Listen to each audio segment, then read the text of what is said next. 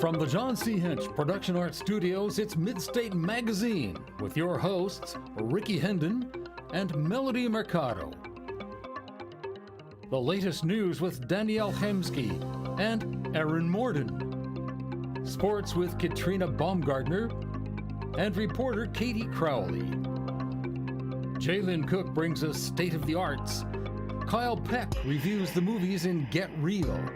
Taylor Hurnett takes us about town. Chardonnay Mason reviews what's good in Let's Eat. Anna Tassi reviews the music scene in On the Beat. Jackie Myers is in the spotlight with current celebs. Emma Heth goes out with the street team. And Jenna Amico takes us backstage with About Crew.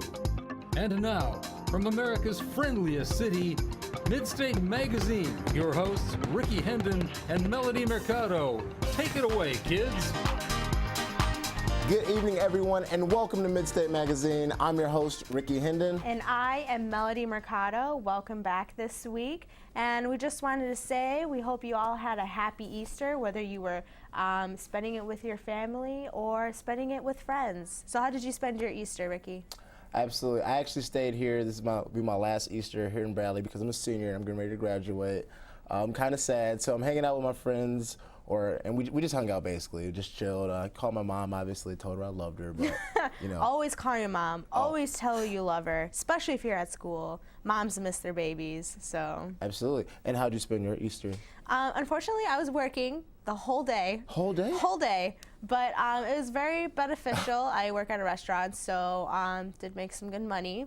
Hoping to put that to good use Absolutely. soon. Always nice. So let's talk about a couple of Easter traditions. I'll tell you my least favorite one is Lent. Really? Yes, I do not like giving up anything. And I didn't participate this year, but in the past, so rough.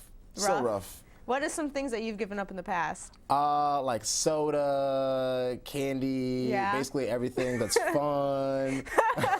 Laughter. No, but it's not the worst thing in the world, but I think you can kind of get some positive things out of it. I did it with my boyfriend this year. We gave up sweets and junk food, trying to get a little bit of a health kick out of it. We did pretty well. Yeah. We stayed pretty consistent throughout the whole time, but I'll tell you, when Easter came around, we were like, let's go get ice cream and Oreos and basically everything under the sun. Alrighty. But now it's time to check in with the news team. Good evening, and welcome to Midstate Magazine. I'm Aaron Morden. And I'm Danielle Hemsky. Let's take a look at the news. Two men dressed as women tried to ram the main gate at NSA headquarters on Monday. The vehicle in question was later identified as a stolen SUV. NSA police shot at the car when it drove toward a police car, and one of the occupants died on the scene. The other two, along with an NSA police officer, were hospitalized, but not fatally injured, according to police reports. After outrage of the public at supposedly innocent death, the NSA responded with comments that the SUV was disobeying the routine exit procedure. Therefore, the guards felt that their lives were in danger. There were no suspected links to terrorism, though the pair is suspected to have been under the influence of drugs and/or alcohol at the time of the incident. A new wave of laws introduced in more than 24 states would allow people to discriminate against individuals based on their personal religious beliefs. Examples proposed legislation include stripping salaries of clerks who issue same-sex marriage licenses. Indiana Governor Mike Pence signed this bill into law, stirring up controversy and causing many to boycott the state. Outrage at the governor using the words religious freedom to refer to the law have sparked protests in the streets. According to the Indiana Star, coordinators of Gen Con, the largest tabletop gaming convention in North America, are threatening to move the economically precious event to a different state. Currently, they are still in negotiation with Governor Pence. An epidemic of HIV in Scott County, Indiana, is causing the state to declare a public health emergency. All the current cases are linked to injection drug use, with more than 70 new cases being reported in the last month, in an area where there are typically less than 10 a year. A team from the CDC Division of HIV/AIDS Prevention arrived on Monday and is working with local health officials to stop the outbreak, saying that due to the communal nature of the drugs, it is fairly common for these type of things to spread with used needles. One psychiatrist from the Indiana University School of Medicine even commented that he is actually surprised that this outbreak doesn't happen more often. A Peoria Heights man who is reported to have 6 DUI arrests is going to trial in May for allegedly killing his mother in a drunk driving accident. The car was speeding on a Knoxville Avenue when it went through a red light at the intersection of Knoxville and Forest Hill, and Summers pleaded not guilty in a recent Peoria County Circuit Court and faced up to 14 years in prison after his trial. His mother, 68, was found dead on the scene, and the pickup truck driver, as well as Summers, were treated for injuries at a nearby hospital, though their injuries were not fatal.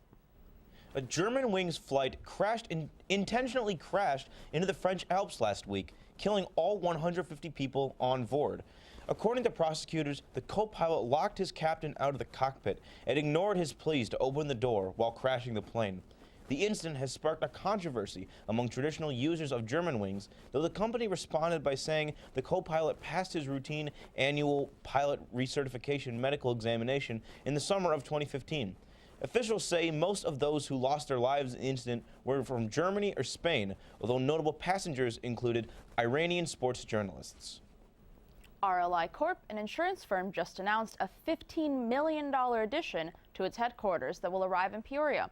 Construction is expected to complete in 2016, and the city approved giving Bird Boulevard the title of Stevens Way, honoring the RLI founder. The new addition was designed by what the agency calls young people, those born after 1980 who will be the ones primarily using it. Some are criticizing the agency for adding such a large and expensive facet to their headquarters after their $20 million facelift in 2013, though most expect it to be a good sign of expanding business in Peoria as well as the recovering national economy.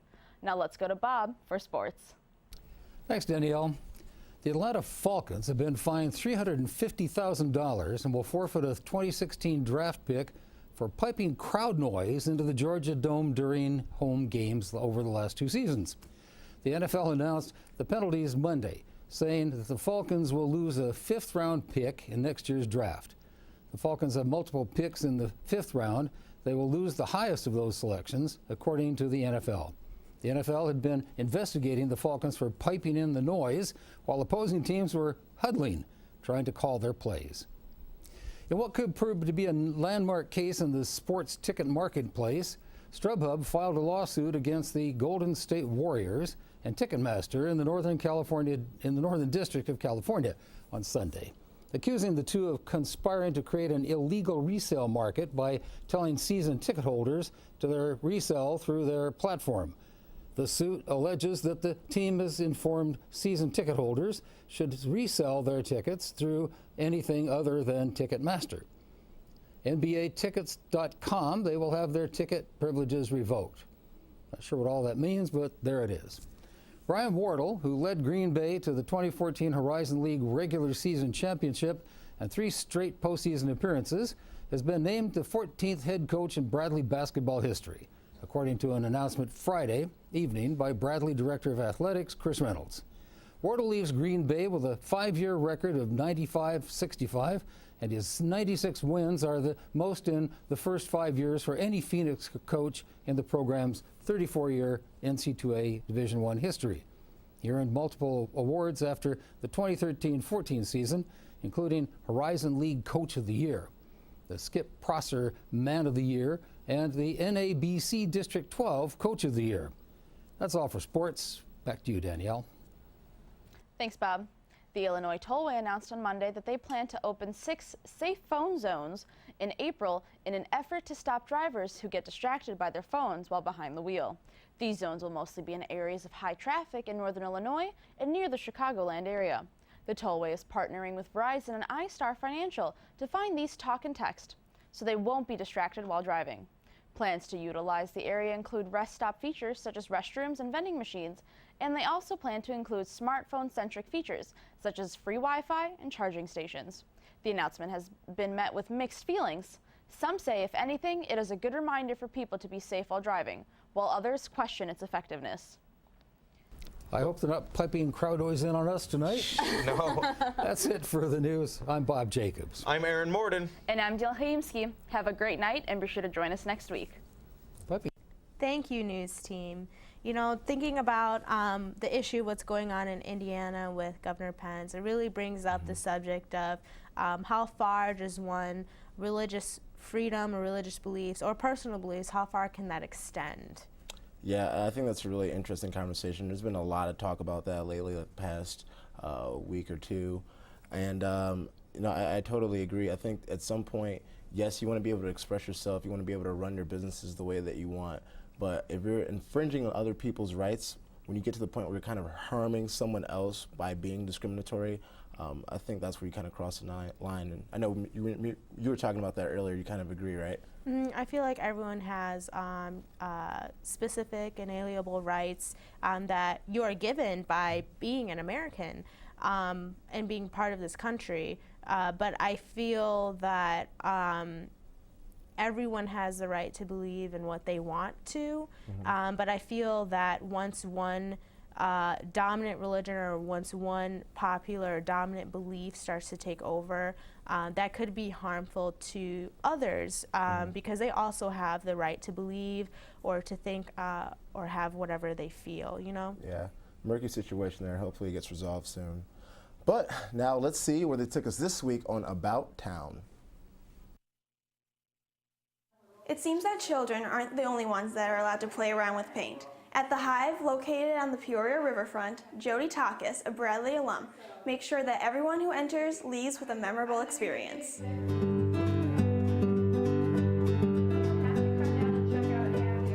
Our classes vary, you know, all ages, all abilities. We have had children in classes as young as 3, and people probably, I don't know if we've had any 90-year-olds or not, but probably pretty close to it. We do kids classes, we do birthday parties, bachelorette parties. Jody is very passionate about nature and plans to improve the community by extending the curriculum in her classes. One of my goals this year was to have a series, an ongoing series, not just for this year, it's just Paint for Health. When I opened up was to continue teaching about healthy living and taking care of the planet. Ever since Jody was little, her family has inspired her and even shares some of the same interests. I did art from the time I was a child, and really pretty much all of my family members are very creative in one way or another, whether it's, you know, with painting, with wood, with photography, music, so yeah. For Midstate Magazine, I'm Taylor Hurnett. Thanks, Taylor. Great piece. So, Melody, I don't know about you. I haven't really dabbled in art too much, but every time I kind of do, I really love it. I love the creative aspect of it. I've done some graphic design for some of my classes. But what about you? Artsy at all? I am trying to pursue a minor in photography currently. Okay. And I didn't know that. Surprise! Yeah. I love to be able to express. I can't draw. Can't draw, can't paint. Okay. Can't, like, anything that's free drawn, you know, stick figures, circles, that's about as far as it gets. But I really love to be able to express myself through photography. There's so many things that you can do with photography. You know, there's the lighting, it means something. The color that you choose to edit it with means something. Oh, and yeah. I just love the ability to be able to express myself. And it is, like, since photography is considered an art, through a lens. Right. So I want to be able to show people what I see in my mind without having to draw it because I can't draw. And I totally respect photography. I've taken some photography classes too, and there's so much more that goes into that than most people kind of see, especially when you're taking a really, really meaningful, emotional picture. You gotta love it. Yes, of course. But now let's check in with Kyle on Get Real. Good evening and welcome to Get Real. I'm Kyle Peck. It's been 6.5 years since South African director Neil Blomkamp was recognized with his first sci-fi action feature film, District 9, in Johannesburg. This week, we review all information on Blomkamp's third feature film, Chappie.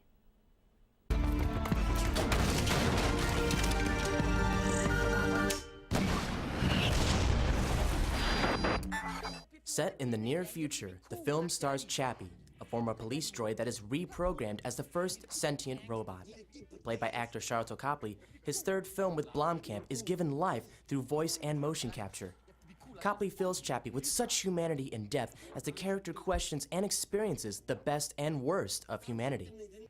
Is extraordinary. It's inspiring. I think he's one of the best actors out there.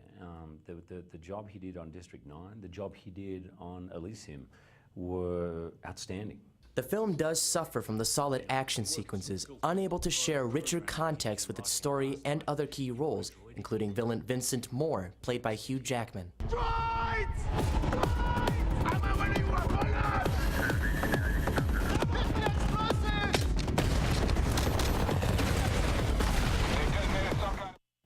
Blomkamp falls short in telling the story by leaving ideas up in the air. Despite this, Chappie raises big questions with learning robots adapting into society and treating future technology. And if nothing else, the character Chappie truly makes the film worth the wait. The film was given 3 out of 5 stars. That's it for Get Real. I'm Kyle Peck. Thanks, Kyle. I saw the Chappie movie, and I have to say, I loved it. Really? I loved it. I thought it was way better than District 9. I don't know. Have you seen Chappie yet? I haven't seen Chappie, but I've seen District 9, and I thought it was just a great piece. I love the way that it was composed. But tell me a little bit more about Chappie from your perspective. Oh my gosh. Since you loved it so much. Not only that, it has like my celebrity crush, Hugh Jackman, in it. Of course. Who does a really good job of playing the bad guy, because, you know, typically he plays a good guy. But I felt that with typical robot movies, they show like, oh, robots, humanity, like, are they really people? Is it going to turn to that point? And this movie is, I mean, there's a little bit of that, but the way the plot works, it's completely different and completely unexpected, the way the way they ended the movie. Really? And I love the effects, and I just love the storyline, and it's also funny. It's pretty funny as well, but it's also plenty of action. So I know if, you know, guys like all the booms and explosions, and it has a humor. So I as really well. need to see this movie. Yeah, is you what you're really telling me. need to see this movie. Really need to see this movie. I'm pretty much obsessed with it. Well, I'm glad you have so many great things to say. All right. Well, now it's time to check in with Emma on the Street Team. Oh, hey, didn't see you there. This week for Street Team, we're doing Boys versus girls. Boy, Emma, what are you doing here? I'm helping out this week. Bye. Well, I'm Girl Emma Heth. Let's get started. What's your name? Jennifer? And do you know who the NBA MVP was for last year? No. Who's the Bears running back? Oh, I don't know. And do you know what a romper is? A romper? Yes. I don't think so. I have a couple guesses. What is a romper? Oh, it's like a dress / short type of thing. What are your guesses? Like someone or something that romps a lot. Okay, do you know the difference between a manicure and a pedicure? A manicure's hands, pedicure's foot. And if a car part needs to be replaced because your car is too loud, what part would need to be replaced? The speakers. And do you know who Gossip Girl ended up being? Absolutely not, no. That was like a good guess. The muffler. If your car's too loud? I didn't hear the song. No. And do you know what foundation is? It's type of makeup on your face. What car part needs to be replaced if your car is too loud? And do you know what foundation is? Like in the ground, like you build like a building, and then below is the foundation. No, like the makeup. Who are the 2 leading actors in The Notebook? Rachel McAdams and Ryan Gosling. Okay. In football, is a cornerback offense or defense? Offense? Defense. And do you know who the 2 leading actors in The Notebook are? Ryan Gosling and Rachel McAdams. Who are the teams in the Final Four? Not us. True. Who is the Bears running back? No. Do you know who the 2 leading actors in The Notebook are? No, I do not know. And do you know who Gossip Girl ended up being? It was Serena? No, who was it? It was Dan. Oh, man. Boys won, boys rule, girls drool. From Midstate Magazine, I'm Boy Emma Heth. Thanks, Emma. That was, what? Are you cheering right now? Yes, I'm cheering. Cheering for all the men in the world? We got the W. We did it. Yeah, okay. I mean, I thought those questions were pretty humorous, and They were. I mean, not gonna lie, I don't know anything about sports, so I would not. Okay, but I did know the muffler one though. I would hope so. I mean, in case you drive a car or anything like that. I feel like that should just be general knowledge, maybe. I mean, I would hope so, but I don't know. I feel like it depends, like what type of a lifestyle you're exposed to. So That's true. Depends if you would be able to answer those questions. And you know what I absolutely did not know? What? Foundation. I was like, or romper actually. I was like, well, what are these words? A romper is someone who romps around. You didn't know? No, Yeah. absolutely. I mean, now I know. Yeah, basically that's it. But Good yeah, stuff. I thought that was a very good piece. She always comes up with pretty humorous pieces to talk about. Especially, I like how she goes out into the Bradley community and asks students, and I kind of like that whole tally thing that's going on. Oh yeah, Emma and Shayla behind the scenes, they're both awesome. Great pieces, I love it. I used to actually do that segment back in the day, and it's just so much fun to just catch people off guard with questions and see how they respond to them as they're walking around campus. I really enjoyed it. I miss it. But let's check in with Jalen and our special guest on State of the Arts. Good evening and welcome to State of the Arts. I'm Jalen Cook. Tonight we have Chris Wilson and Jessica Jebink with us, the duo from the band Projects. They're a songwriting duo with backgrounds in classical from the Central Illinois area. With 2 voices and a ukulele, they bring a powerful stripped-down sound to music such as folk, indie, and soul, just to name a few. Jessica, Chris, welcome to the show. Thank you. Yeah, how are you guys doing tonight? We're great. Awesome. What are you going to share for us? We have a song called Winter that we wrote just a few weeks ago. It's pretty recent. And we wrote it kind of during winter when we, when times kind of seem a little down a little bit. How often how long have you guys been performing together for?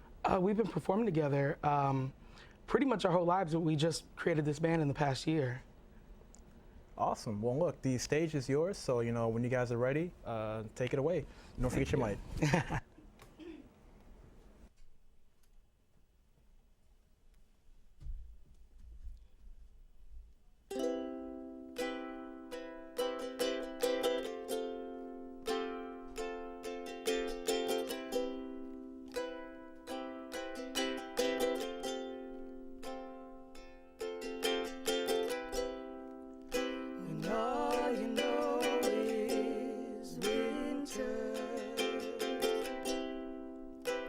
Summer seems too bright.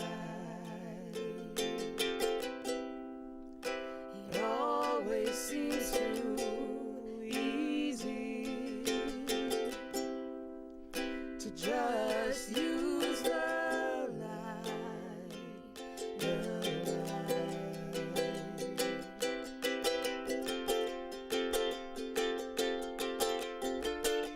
No weight on my memories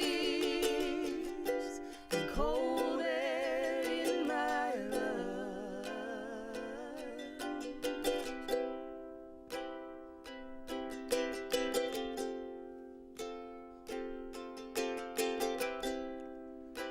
Back when love was tangible, I could never get enough. The snow would fall in granules, and I'd warm myself in love.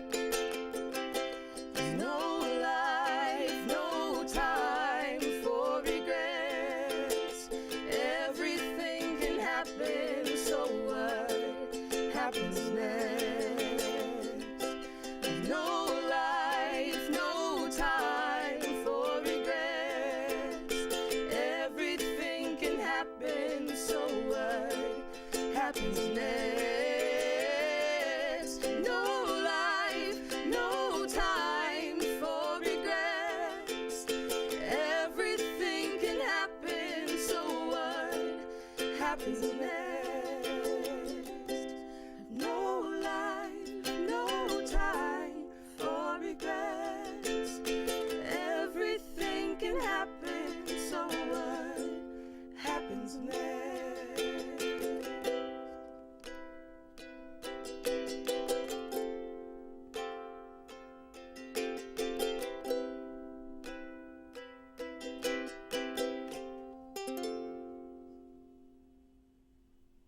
Awesome. Well, that was great, guys. Thank you so much for coming in and sharing with us.